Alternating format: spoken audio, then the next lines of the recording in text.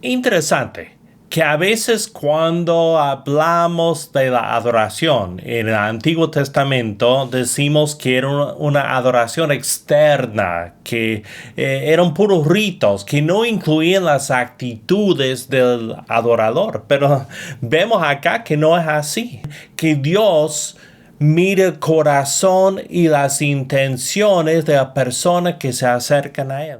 Dame tu palabra, Señor, quiero conocer de tu amor, en todo lo que digo, oh Dios, que sea tu palabra mi voz. Gracias por acompañarnos aquí en el programa Lea la Biblia. Yo soy Timothy Archer, aquí en Texas. Y yo soy Bruno Valle desde Managua, Nicaragua. Bienvenidos a Lea la Biblia esta semana. Nosotros hoy vamos a ver un salmo hermoso, un salmo bien conocido, bien amado. Es el Salmo 51, porque algunos de los salmos más impactantes son los salmos que lamentan el pecado personal. Y tal vez este sea más famoso. Este salmo lleva un título, no inspirado, pero un título que dice que es de David y que lo escribió después que el profeta Natán lo reprendió por haber cometido adulterio con Betsabé. Así es. Ahora, en este salmo hay un pequeño detalle que a lo mejor vale la pena porque alguien podría fijarse en esto. Vale la pena comentarlo. Hay un problemita del contexto histórico. Hablar de volver a levantar los muros de Jerusalén parece estar hablando de la época después del cautiverio, porque todos nosotros sabemos que los babilonios destruyeron Jerusalén y botaron los muros de la ciudad. Entonces, cuando el Salmo se refiere a este acontecimiento, levantar los muros de Jerusalén, parece ser que estamos hablando de un salmo que se escribió posterior a la época de David, pero podríamos decir por lo menos dos ideas o dar dos ideas de por qué razón esto es así. En primer lugar, tenemos que recordar que los títulos no forman parte original del texto de las Sagradas Escrituras, los subtítulos. Hay gente que piensa que esos subtítulos son inspirados, pero no, ¿verdad? Y en segundo lugar, es posible que David haya destruido parte del muro de Jerusalén al conquistar la ciudad y tomarla de los jebuseos, y entonces tuvo que reconstruir en algún momento, y eso se cita en el Salmo, posiblemente. Claro. Sí. Y no sabemos, pero gracias a Dios no cambia la interpretación, ¿no? Así que hablemos. Sí. Hablemos un poco de la estructura del Salmo. Se divide naturalmente en 3 secciones y en cada sección el salmista confiesa algún pecado y busca algo de parte de Dios. En la primera parte, versículos 1 a 9, busca el perdón de Dios. En la segunda parte, de 10 a 13, busca la purificación de Dios. Y en la última parte, de 14 a 19, busca la aceptación de Dios, que Dios lo reciba de nuevo. Así que leamos un poco en este salmo. Ok, bueno, entonces la primera parte, que sería hablando del perdón. Dice así los primeros versículos, que serían del 1 al 9.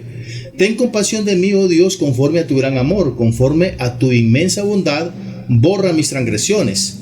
Lávame de toda mi maldad y límpiame de mi pecado. Yo reconozco mis transgresiones, siempre tengo presente mi pecado. Contra ti he pecado, solo contra ti, y he hecho lo que es malo ante tus ojos. Por eso, tu sentencia es justa y tu juicio irreprochable. Yo sé que soy malo de nacimiento, pecador me concibió mi madre. Yo sé que tú amas la verdad en lo íntimo, en lo secreto me has enseñado sabiduría. Purifícame con hisopo y quedaré limpio. Lávame y quedaré más blanco que la nieve. Y los últimos 2 versículos. Anúnciame gozo y alegría, infunde gozo en estos huesos que has quebrantado. Aparta tu rostro de mis pecados y borra toda mi maldad. Y es interesante ver que él utiliza 3 términos para el pecado y son 3 términos que examinamos antes, ¿no? En otro programa pasamos tiempo hablando de transgresiones, maldades y pecados. Básicamente una transgresión es una rebelión, es pasar el límite establecido, pero con intencionalidad. Maldad es violar una norma establecida y el pecado es errar el blanco, no acertar. Entonces el salmista de ninguna forma se declara inocente, sino viene buscando la misericordia de Dios. Así es. Ahora, el salmista utiliza también 3 expresiones para describir el perdón que él está buscando. Ya lo describe su maldad, describe su pecado y ahora también dice cómo está buscando ese perdón de Dios. La primera pide que Dios borre sus transgresiones usando la palabra que los hebreos utilizaban cuando borraban algún escrito. Antes recordemos que se escribía en láminas de cuero, en papiro, pero específicamente en el cuero probablemente se refiere a este aspecto de borrar. La segunda expresión es lavar, la palabra que usaban para hablar de lavar su ropa. Luego habla de limpiar utilizando el término que describía la ceremonia de purificación de la lepra, y esto me parece bastante intenso. Estas expresiones son bien gráficas para ilustrar lo que el salmista está buscando o pidiendo a Dios en cuanto al perdón. Interesante, ¿no? Y menciona el hisopo, que el hisopo formaba parte de esa ceremonia. Entonces, él está hablando de sí mismo como si fuera un leproso, como si fuera una persona con una enfermedad grave. Bueno, quiero leer el versículo 10 al 13. Dice: crea en mí, oh Dios, un corazón limpio y renueva la firmeza de mi espíritu. No me alejes de tu presencia ni me quites tu santo espíritu. Devuélveme la alegría de tu salvación, que un espíritu obediente me sostenga. Así enseñaré a los transgresores tus caminos y los pecadores se volverán a ti. Amén, amén, amén, amén. Bueno, debemos notar que el salmista no está hablando acá del Espíritu Santo como conocemos nosotros. Porque la idea teológica del Espíritu Santo en el Antiguo Testamento no está como muy conformada todavía. Es hasta en el Nuevo Testamento que nosotros venimos a comprender el tema en todas sus dimensiones. Quien mora en el corazón de los creyentes es el Espíritu Santo, definitivamente. Cuando Dios obraba directamente sobre las personas, era su espíritu que los controlaba, un espíritu puramente santo. Pero ellos no tenían el concepto que nosotros hemos acuñado según el Nuevo Testamento. Por ejemplo, en Juan 7:39 nos dice que el espíritu no había sido dado en la forma que después se entregó después del día de Pentecostés. Entonces, la referencia al espíritu ahí no es bajo todos los conceptos que nosotros comprendemos en la actualidad. Muy buen punto, muy buen punto. Bueno, notamos que el autor se ofrece para contar a otros acerca del perdón de Dios. Porque uno que ha sido perdonado, naturalmente quiere compartir esas buenas nuevas con otras personas, como ellos también pueden recibir el perdón de Dios. Y sin ese espíritu de compartir lo que hemos recibido, no podemos tener la alegría de la salvación en su plenitud. Es así. Imagínate que recibas un gran regalo y no quieras compartir esa alegría. Es raro, ¿no? No es natural que el ser humano se guarde sus alegrías. Entonces, cuando la salvación te causa un impacto grande, querés compartir. Claro, vamos a un restaurante que nos gusta y queremos contar a todos, ¿no? Así que cuanto más con la salvación. Bueno, ¿quiere leer la última parte? Ok, está bien. Dice: Dios mío, Dios de mi salvación, líbrame de derramar sangre, y mi lengua alabará tu justicia. Abre, Señor, mis labios y mi boca proclamará tu alabanza. Tú no te deleitas en los sacrificios ni te placen holocaustos. De lo contrario, te los ofrecería. El sacrificio que te agrada es un espíritu quebrantado. Tú, oh Dios, no desprecias al corazón quebrantado y arrepentido. En tu buena voluntad haz que prospere Sión. Levanta los muros de Jerusalén, algo que ya habíamos comentado. Entonces te agradarán los sacrificios de justicia, los holocaustos del todo quemados, y sobre tu altar se ofrecerán becerros. Así es. El lindo salmo, muy lindo.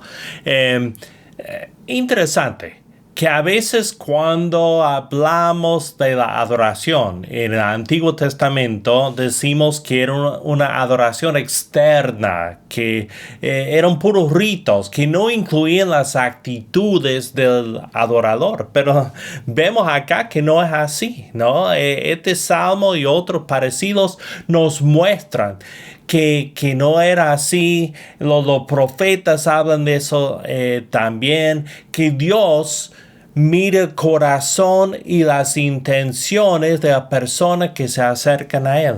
Amén. Ahora, hay personas que piensan que porque este salmo dice eso, no tenían importancia estos sacrificios. En realidad no está diciendo eso. Sencillamente dice de que el verdadero adorador, la persona que adora de corazón, lo puede hacer incluso ofreciendo sacrificios.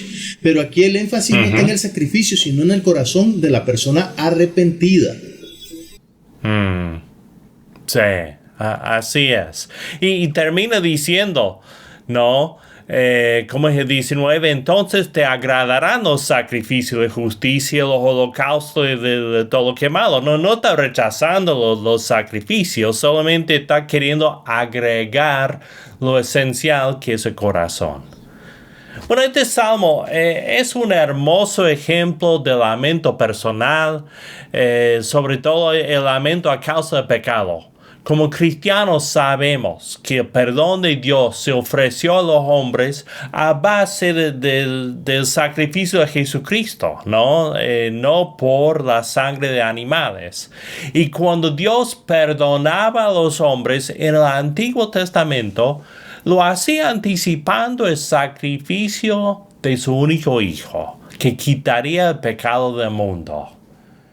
Así que debemos lamentar, debemos reconocer el pecado, pero también debemos confiar en la gracia de Dios y la eficacia de la sangre de nuestro Señor.